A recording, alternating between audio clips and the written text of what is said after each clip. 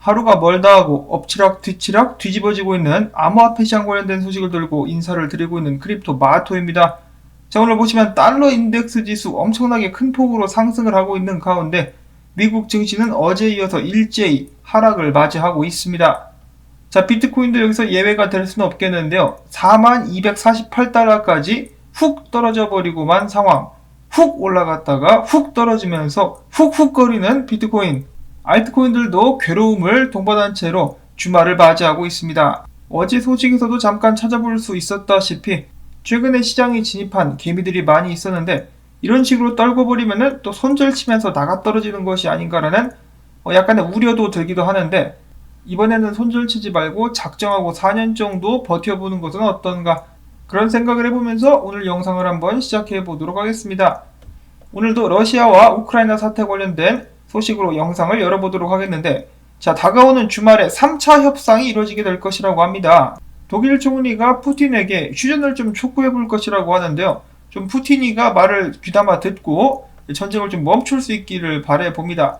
자, 그러면 비트코인 가격이 더 떨어질 가능성은 있겠지만 비트코인보다 사람이 먼저죠. 참혹한 전쟁이 하루빨리 멈출 수 있으면 좋겠고, 이런 상황 속에서 우크라이나 지역 당국에서 밝히기를 라포리자 원전이 러시아군에 점령되었다라고 합니다. 어제 잠시나마 원전 시설에 불이 붙었는데 끌 수가 없었다라는 잘못된 소식이 나왔었는데요. 원전에 불이 난 것이 아니었었다라고 하죠. 정말 다행입니다. 이어서 전 세계로부터 우크라이나를 향한 많은 암호화폐를 통한 기부가 이어졌는데요. 이런 암호화폐 기부에 대해서 우크라이나 디지털부 차관은 이야기하기를 암호화폐를 통해 자금을 조달하고 이를 국제적으로 활용하는 것은 매우 편리하다라고 최근 인터뷰에서 밝혔습니다. 자, 근데 미국 정부 같은 경우는 지금 러시아 때문에라도 암호화폐를 치겠다라고 이야기를 하고 있죠. 암호화폐를 치게 되면은 우크라이나에 지원된 암호화폐들도 당연히 타격을 받게 되겠죠. 제발 좀 좋은데 활용되고 있는 암호화폐를 때리는 짓은 하지 않기를 바라보고요. 이어서는 최근에 코인베이스 CEO가 러시아 사람들에게 비트코인이 생명줄로, 이 생명의 동아줄로 작용하고 있다라고 이야기를 하기도 했었는데, 최근 추세에 따르면 한때 급등했었던 러시아 루블 관련된 암호화폐 거래량이 계속해서 최근에는 떨어지고 있다라고 하네요. 러시아 국민들이 이미 가진 돈을 다 바꾸는 것인가, 아니면 흥미가 떨어지는 것인가 모르겠습니다. 그럼에도 불구하고 러시아 국민들이 피해를 보고 있는 것은 사실이기 때문에 이번 사태를 전 세계가 목격을 했고, 이를 통해서 비트코인의 가치가 다시 한번 확인되었다는 사실은 변하지 않을 것 같습니다. 다음으로는 미국에서 오늘 2월 비농업 고용 분야의 결과를 발표했는데요. 67만 8천 건이 증가하면서 실업률이 하락하게 되었다고 합니다. 자, 이러한 긍정적인 경제 지표는 연준으로 하여금 금리를 올리는 방향으로 힘을 실어주게 될 것이다라고 예측을 해볼 수가 있겠고요. 다음으로 미국의 햄버거 체인인 쉐이크쉑이 캐시앱과 손을 잡고 이번에 비트코인 프로모션 행사를 진행한다라고 합니다. 캐시앱의 사용자가 회원 리워드 프로그램인 캐시부스트를 통해서 결제를 할 시 결제액이 무려 15%를 비트코인으로 돌려주게 될 것이라고 하네요.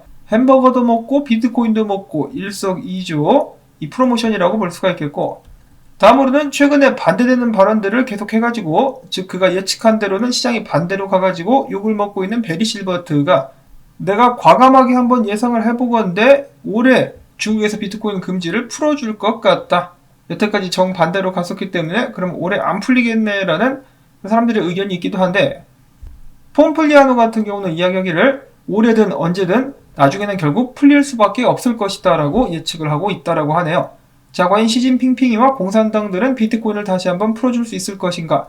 중국 내에서 비트코인 채굴 금지가 시행됐음에도 불구하고 아직까지도 꾸역꾸역 채굴하는 중국 채굴자들이 있다라고 합니다. 채굴량의 10% 정도를 중국에서 차지하고 있다라고 하는데, 자, 앞으로 중국 내에서의 암호화폐 향방은 어떻게 될 것인가?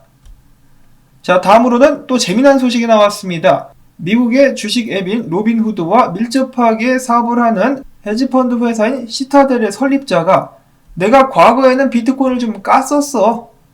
근데 내가 좀 실수를 한 것 같다. 내가 잘못 생각한 것 같다라고 이야기를 하면서 이제는 비트코인의 장점이 보인다. 앞으로 몇 달 동안 더욱더 많은 기업들이 코인 시장으로 진입할 것으로 예상이 되고 있으며 전 세계 수억 명의 사람들이 암호화폐의 가능성을 믿고 있어가지고 나도 이제 한번 우리 시타들도 한번 뛰어들어가 보는 것을 진지하게 고려 중에 있다라고 밝혔습니다.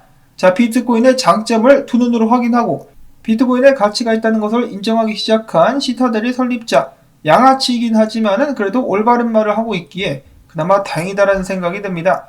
그렇다 할지라도 그의 진짜 목적은 돈 버는 것이겠죠. 이어서는 어제 소식에서도 언급됐었던 캐나다 억만장자 사업가이자 샤크탱크의 진행자이기도 한 케빈 오레리 씨가 미국 정치인들과 함께 기관 투자자들의 비트코인을 받아들이는 정책에 대한 연구를 하고 있다고 합니다. 본인이 직접 밝히기도 했었다라고 하고요. 다음으로는 좀 우울하지만 비트코인 분석들을 보도록 하겠습니다. 자, 2019년도 시진핑 빔이 있었죠. 중국에서 블록체인 어쩌고저쩌고 한다고 해가지고 쫙 쏴서 올렸다가 훅 떨어졌었던 일이 있었는데, 최근에 있었던 러시아 빔이랑 좀 비슷하다 이런 식으로 흘러내려가지고 저점 깨고 내려가 버리지 않겠느냐라는 우려가 지금 시장에서 나오고 있습니다. 렉트캐피탈 분석가 같은 경우는 그럼에도 불구하고 비트코인이 38,000달러 위에서 그 아래로 하락하지 않은 채로 좀 잘 버텨준다라면 상승세는 살아있다라고 볼 수 있다라는 의견을 남겼었는데요. 여전히 주봉 52MA는 강력한 저항으로 작용하고 있구나라고 합니다. 계속해서 닿을 때마다 밀리고 있죠. 에이 정말. 자, 그 다음으로는 데이비드 웨이브가 이야기합니다. 내가 말한 그 구간에서 비트코인이 착실하게 움직이고 있지롱. 그래도 잘났다 임마. 자, 그 다음으로는 트레이더 SG 분석가 역시 사람들의 염장을 녹이는 분석을 남겼는데 지금 그대로 가고 있습니다. 쭉쭉쭉쭉 밀릴 것이다 라고 예측을 했었는데 지금 보시면은 내가 예상했던 대로 밀리고 있어 라고 이야기를 하고 있는데, 일단은 37,200달러까지 밀릴 것이다 라고 예측을 했는데 정말 그렇게 될 것인가, 아니면 비트코인은 지금부터라도 좀 힘을 낼 수 있을 것인가. 참고로 데이비드 웨이브가 보고 있는 이 채널의 하단 같은 경우는 34,000달러 정도입니다. 한때 흥분했었던 암호화폐 시장의 사람들을 잠재우고 있는 비트코인의 하락세, 이건 사탕을 어린아이에게 줬다가 뺏는 듯한 그런 느낌이랄까요. 내 사탕 다시 내놔 이 세력들아. 부디 비트코인이 38,000달러 위에서 하락세를 마무리하고 진정할 수 있기를 바라봅니다. 이어서는 기타 소식들을 알아보도록 하겠는데요. 어제 비트코인의 하락세를 이야기한 데 이어서 이번에는 이더리움의 하락세를 예측한 피터 브렌트, 차트에 따르면 대칭 삼각형이 만들어지고 있으며 약세가 형성되고 있음을 보여주고 있는 차트라고 볼 수 있겠다라고 이야기를 하고 있습니다. 그래서 밑으로 빠지게 될 것이다 라고 이야기를 하면서 MZ세대, 지금 비트코인 및 암호화폐 투자에 열을 올리고 있는 세대들, 그리고 NFT에 많은 열을 올리고 있는 세대들 같은 경우는 지금부터 3년 후에 이 트윗을 생각하게 될 것이라고 하면서 3년 후까지 강력한 하락세가 지속될 것이다 라고 이야기를 했습니다.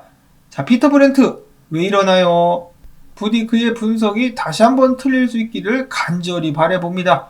한때 이 스텔라 루멘이 빵원 가게 될 것이다 라고 예측했는데 완전히 틀렸죠.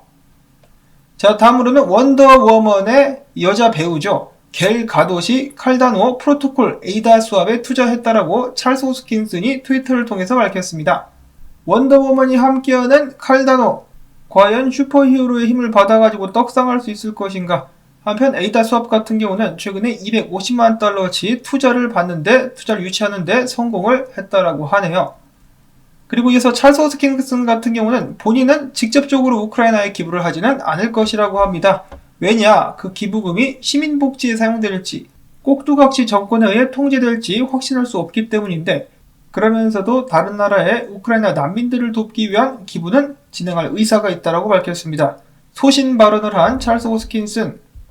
이어서는 엑시 인피니티가 세계에서 가장 많이 검색되는 NFT 컬렉션이고 샌드박스가 2위를 차지했다고 합니다. 그 외에 3위부터 10위까지의 순위는 다음과 같은데요. 관심 있으신 분들께서는 살펴보셔도 좋을 것 같고, 자, 그 다음에 진격의 거인이라고 일본 만화인데 일본뿐만 아니라 미국이나 한국에서도 인기가 있었던 것으로 알고 있습니다. 이번에 플로우 체인을 활용해가지고 NFT를 출시했다는 소식이 나왔었고요. 다음으로는 말레이시아 재무부가 이야기합니다. 암호화폐는 결제 수단으로는 부적합하다. 그럼 쓰지 마. 그리고 마지막으로 참고로 S&P 다우존스에서 러시아 주식이 삭제가 됐다는 소식이 오늘 나오기도 했었죠. 최근까지 러시아에 가해진 제재들 때문에 조만간에 전 세계적으로 금융 폭풍이 불어닥치게 될 것이다라는 예측들이 나오고 있습니다. 그렇게 되지 않을 수가 없는 것이, 일단 러시아가 수출하는 에너지가 어마어마하기 때문에 만약에 러시아가 화가 나가지고 유럽 쪽에 에너지 수출만 중단을 한다 치면은 유럽은 그냥 고사됩니다. 그리고 러시아 쪽에서 오늘 보니까 그동안에 질 좋은 비료를 또 수출하고 있었는데 최근에 수출을 중단한다라고 밝히면서 전 세계적으로 곡물 가격이 다시 한번 크게 더 오를 수 있다는 우려가 벌써부터 또 나오고 있다라고 하네요.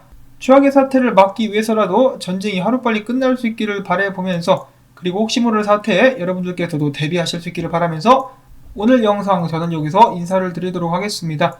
오늘도 토마토밭 도와주기 광고 영상 재생을 통해서 여러분들께 부탁을 꼭 드리면서 저는 다음에 새로운 소식 가지고 인사를 드리도록 하겠습니다. 안녕히 계십시오.